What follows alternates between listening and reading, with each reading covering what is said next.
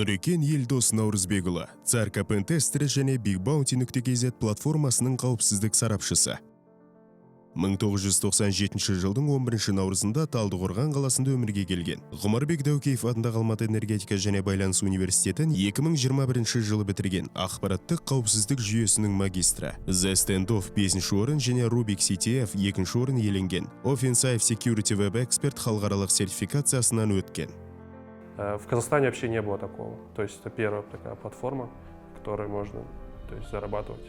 Бұл әлі Қазақстанда орын алмаған жағдай болатын. Алғашқы платформа ретінде кез келген ұйымның осал тұстарын іздеу арқылы табыс көруге болады. Жобаның мақсаты ақша табу емес, тек қазақстандық ғаламтор кеңістігіндегі қауіпсіздік деңгейін арттыру. Осы арқылы басқа да компаниялардың осал тұстарын тауып, лайықты қаражатпен пайдалануға мүмкіндік береді. Следовательно, если они будут находить уязвимости, то сам сайт, само приложение будет становиться безопаснее. Өз кезегінде олар осалдықты тапса, сайт пен қосымшаның өзі қауіпсіздендіріледі. Сонымен қатар, тұтынушыларының дербес деректері де қауіпсіздікте сақталады.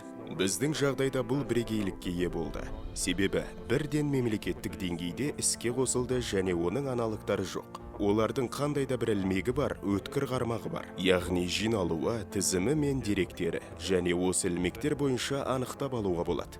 Ал біз басқа мәселені айтудамыз. Қазақстандық ғаламторды қауіпсіздендіргіміз келді. Сондықтан Казнет бағдарламасын іске қостық. Сайттардың иелерімен өзіміз хабарласып, байланысқа шығамыз және оларға әлсіз тұстарын көрсетеміз. Әзірге барлық айтарлықтай жақсы орнауда. 1000-нан аса осалдықты анықтап бердік. Олардың басым бөлігін түзетіп те үлгерді.